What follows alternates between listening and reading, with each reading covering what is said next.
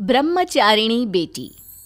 माथुर परिवार की बेटी शेफाली शादी नहीं करना चाहती थी और इस वजह से मिस्टर और मिसेस माथुर काफी परेशान रहते थे। उन्होंने कई बार अपनी बेटी शेफाली से इस बारे में बात करने की कोशिश की, लेकिन शेफाली हर बार ये कहकर बात को टाल देती थी कि उसे शादी करने में बिल्कुल भी इंटरेस्ट नहीं है। शेफाली का एक भाई भी था, उसका नाम था विशाल।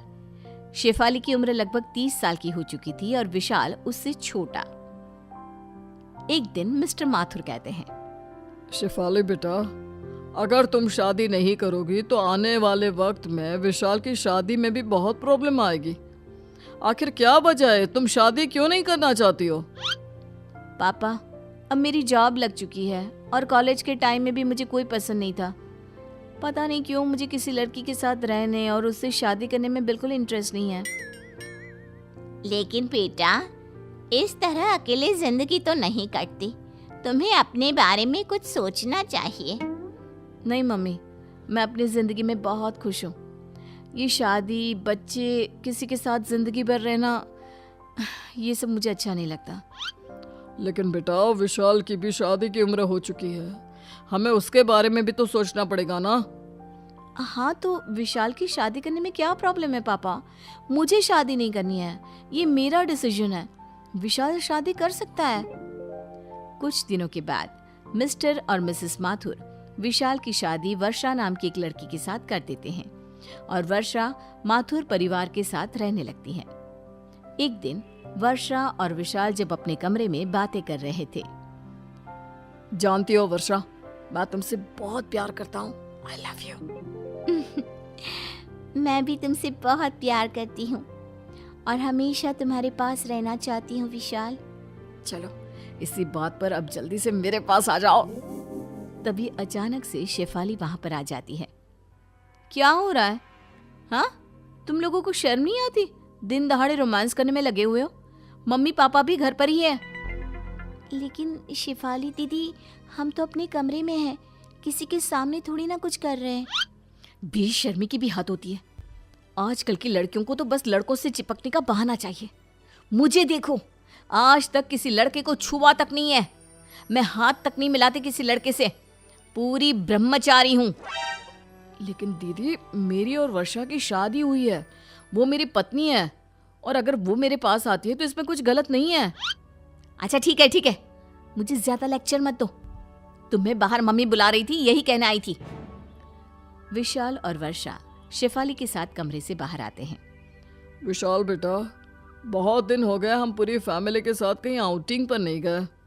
हाँ विशाल बेटा, और इसलिए तुम्हारे पापा कह रहे थे कि सब लोग साथ में मूवी देखने चलते हैं। बहुत अच्छा प्लान है मम्मी। मैं भी वर्षा से यही कह रहा था कि कहीं घूमने जाने का प्रोग्राम बनाते हैं।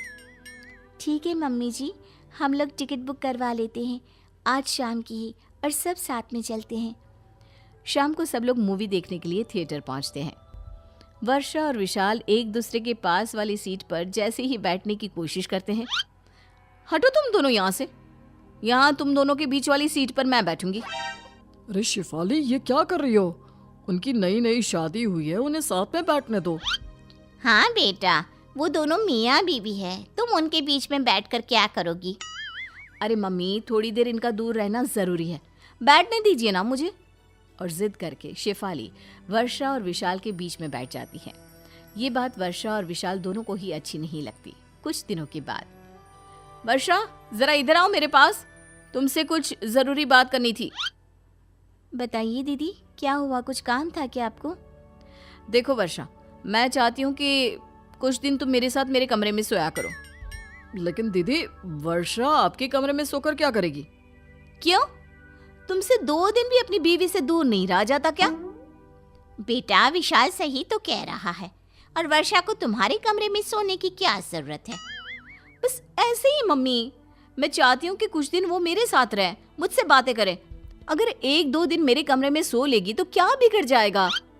बेटा, उनकी अभी अभी नई नई शादी हुई है, तुम तो कुछ भी नहीं समझती हो। अरे मम्मी, शादी होने का मतलब ये थोड़ी ना है कि दिन रात एक दूसरे के साथ रहो, एक दूसरे से चिपक कर रहो। अब हो गई ना शादी। मुझे देखो, 30 साल से ऊपर की हो गई हूँ, लेकिन अभी तक ऐसी कोई फीलिंग मेरे दिल में नहीं आती। माथुर परिवार शेफाली की इन हरकतों से परेशान हो जाता है और फिर वर्षा और विशाल मिलकर एक प्लान बनाते हैं। शेफाली दीदी, मेरे ऑफिस का एक कलीग है, उसने अभी अभी ज्वाइन किया है। कुछ दिन वो हमारे ही घर आकर रहने वाला है। अरे ऐसे कैसे कोई अनजान लड़का हमारे घर में आकर रहेगा? अरे बेटा, किसी की मदद करने में क्या बुराई है। अच्छा ठीक है, लेकिन उससे कहना कि घर की औरतों से थोड़ा दूर ही रहे, ज्यादा बात करने की और चिपकने की जरूरत नहीं है। और कुछ दिनों के बाद अमन नाम का एक लड़का जो शेफाली की उम्र का था मिस्टर माथुर के घर पर रहने आता है। एक दिन सुबह के वक्त। वैसे शेफाली जी, शायद आपसे किसी ने कहा नहीं, लेकिन आप दिखने में बहुत खूबसूरत हैं। देखो, तुम अपने काम से काम रखो, मुझे इस तरह की झूठी तारीफ बिल्कुल पसंद नहीं है। लेकिन मन ही मन शेफाली को अमन का अपनी तारीफ करना बहुत अच्छा लगता है। और फिर अगले दिन, शेफाली जी, आप ऑफिस जा रही है? मैं भी उधर ही जा रहा था, चलिए मैं आपको छोड़ देता हूँ। अरे नहीं, मैं अकेले चली जाऊंगी।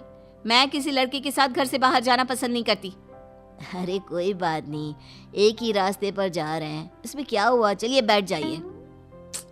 वो चलो ठीक है। शेफाली अमन के साथ चली जाती है। एक दिन ऑफिस से आने के बाद, माँ मेरी तबीयत ठीक नहीं है, मैं अपने कमरे में आराम करने जा रही हूँ, आप प्लीज़ मेरे लिए कॉफ़ी बना दो, बहुत सर दर्द हो रहा है। बेटा, मुझे तो अपनी किटी पार्टी में जाना है, बहुत ज़रूरी है, और तेरे पापा भी अपने दोस्तों से मिलने के लिए गए हुए हैं। कोई बात नहीं माँ, वर्षा से कह दो वो मेरे लिए कॉफ़ी बना देगी। वर्षा शॉपिंग पर गई है विशाल के साथ, बेटा तुम खुद बना लो ना। इतना कहकर मिसेस माथुर वहां से चली जाती हैं। वर्षा के सर में जरा सा दर्द होता है तो विशाल कैसे लपक कर उसके लिए दवाई लेकर आता है, उसके लिए चाय बनाता है। यहाँ मेरे लिए कोई भी नहीं है। तभी वहां पर अमन आता है। किसने कहा आपके लिए कोई नहीं है? आप आराम करिए, मैं अभी आपके लिए कॉफी और आपकी दवाई दोनों लेकर आता हूँ। Thank you so much. थोड़ी देर बाद अमन शेफाली को दवाई देता है और अपने हाथों की बनी कॉफी भी पिलाता है। वैसे शेफाली जी, आप गलत सोचती है।